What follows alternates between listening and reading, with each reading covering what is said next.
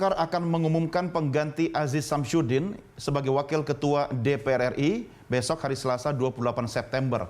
Lalu siapa sosok yang akan menjadi pengganti Aziz? Kita akan membahasnya bersama pakar komunikasi politik Dr. Gun-Gun Herianto. Kang Gun-Gun, apa kabar? Selamat bergabung. Kabar baik Mas Doni, terima kasih sudah diundang. Ya, salam sehat selalu. Pertanyaan saya tembak langsung pertama. Siapa kira-kira yang akan menggantikan Aziz Samsudin? Nama menurut versi Anda, Kang Gun-Gun, siapa? Nama itu Golkar kan banyak ya. Misalnya Pak Sekjen, Pak Lodwig itu kan juga nama yang sempat kemudian menguat. Kenapa? Karena menurut saya memang begini, Mas Doni, untuk menggantikan posisi Aziz itu butuh dua kriteria. Pertama, akseptabilitasnya tinggi di internal. Ya. Kemudian yang kedua, memiliki kepiawaian komunikasi politik di DPR. Yang kemudian lintas kekuatan. Kalau kemudian keduanya bisa, menurut saya itu bisa kemudian menggantikan posisi Aziz. Dan itu menurut saya akan sangat strategis bagi Partai Golkar untuk manajemen reputasi politik ya, yang tercederai akibat salah satu posisi penting yang kemudian menjadi pewajahan Partai Golkar melalui Pak Aziz kemudian terkena masalah. Begitu Mas Doni. Iya, Kang Gun-Gun, ini kalau bicara tentang kader dari Partai Golkar, kan Golkar sering dengan percaya diri mengatakan mereka banyak kader-kader yang potensial. Tetapi pertimbangannya sekarang ketika kita bicara 2024, ini kan keputusan politiknya. Apa yang bisa Anda sampaikan untuk mengisi posisi ini terkait dengan 2024 nanti? Untuk 2024, pertama kebutuhan Golkar adalah konsolidasi kekuatan. Iya kan, kemudian yang kedua adalah manajemen reputasi politik Partai Golkar di publik melalui lembaga-lembaga demokrasi yang dimana kader Golkar mengisinya. Ya. Contoh misalnya di DPR akan jadi ambasador-ambasador kan, baik anggota dengan artikulasi gagasan, pikiran dan tindakan politik mereka di parlemen, apalagi dalam posisi pimpinan. Seperti Pak Aziz itu kan posisinya wakil ketua DPR, sehingga itu akan menjadi semacam spokesperson sekaligus representasi Partai Golkar di DPR. Nah, selain itu, kalau ada upaya-upaya yang kemudian dekonstruktif terkait dengan keberadaan Partai Golkar menjelang pileg maupun pilpres, tentu akan merugikan Partai Golkar. Contohnya misalnya kasus korupsi itu kan extraordinary crime, ya kan? Sehingga apa? Kalau kemudian tidak cepat diatasin, contoh misalnya menggantikan dengan orang yang tepat, yang tidak bermasalah, jadi orangnya tidak bermasalah, punya kapasitas, ya manajerial dan kapasitas sosial.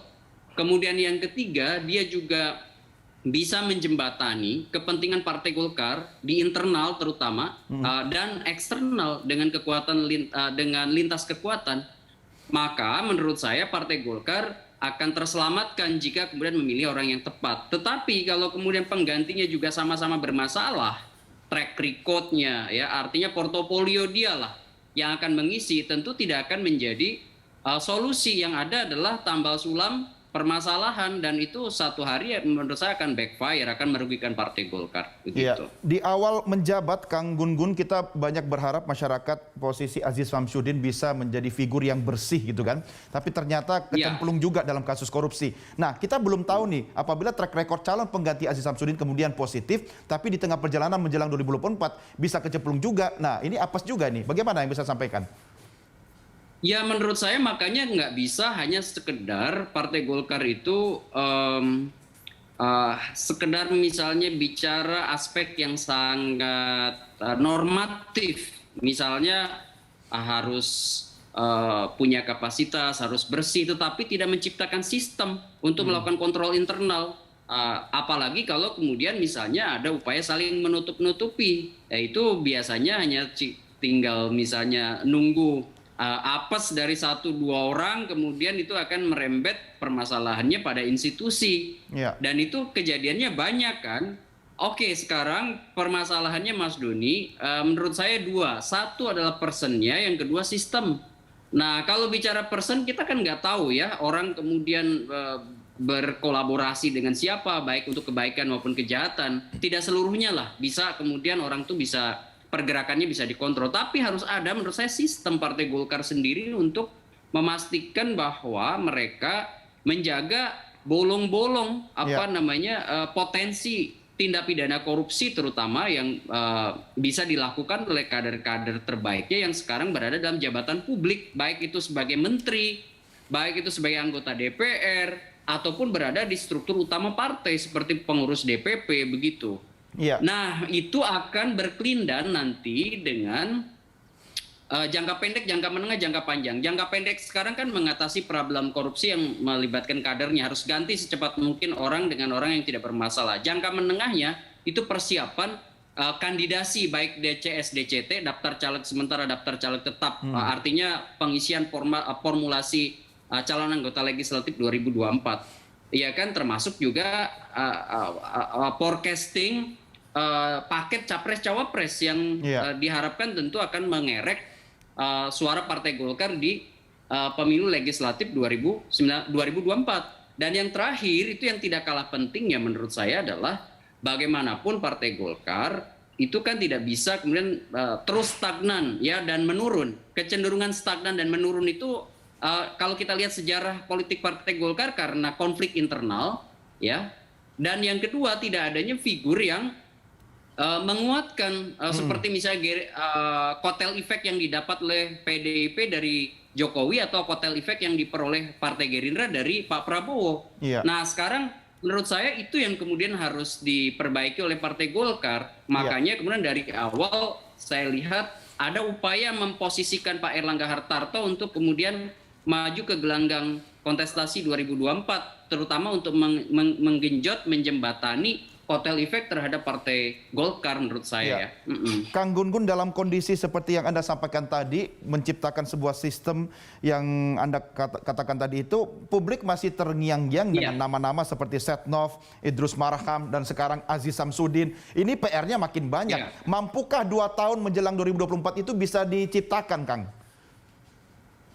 Ya, menurut saya Golkar itu kan punya banyak sekali politisi dengan ragam jabatan yang diembannya sekarang sebagai penugasan dari partai ya untuk didistribusikan dan dialokasikan ke sejumlah jabatan publik. Selama memang mampu mengartikulasikan sisi-sisi positif ya di luar tentu orang bermasalah, kan sekarang Pak Aziz yang bermasalah.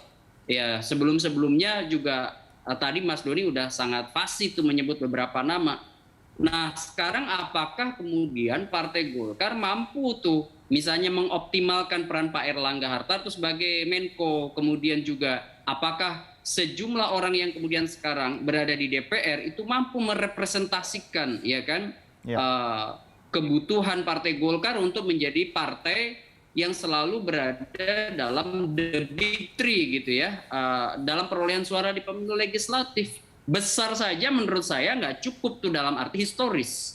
Fungsional ke depan berarti proyeksi ke depan kalau Partai Golkar mau bertahan di 3 besar atau mungkin punya mimpi untuk kembali menjadi pemenang mengalahkan PDI Perjuangan dan Gerindra, itu tidak cukup sekedar retorik, ya kan? Dia butuh kerja politik, artinya working in public, bekerja di publik. Selain itu juga menjaga bolong-bolong yang berpotensi mendekonstruksi Partai Golkar sebagai partai yang kredibel begitu dalam mata atau pandangan persepsi halayak begitu Mas Joni. Baik, sebentar Kang Gun, saya minta satu statement final singkat saja. Nama-nama seperti Kahar Muzakir, Adis Kadir, kemudian Melkias Mekeng, Ahmad Doli, Mutia Hafid, Nurul Arifin dan Dito Ganinduto. Kalau Anda ketum Partai Golkar, siapa yang Anda pilih sebagai pengganti Aziz?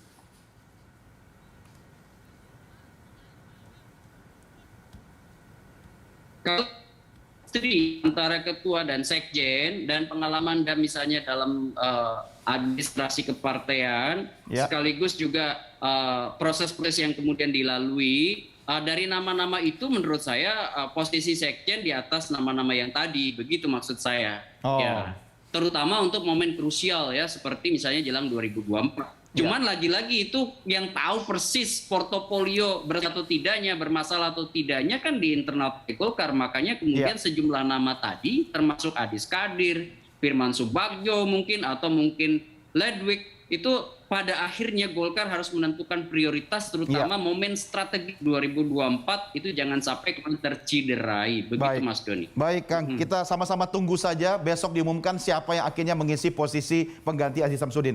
Kang Gun-Gun, terima kasih sudah bersama kami. Salam sehat selalu Kang. Sama-sama Mas Doni. Salam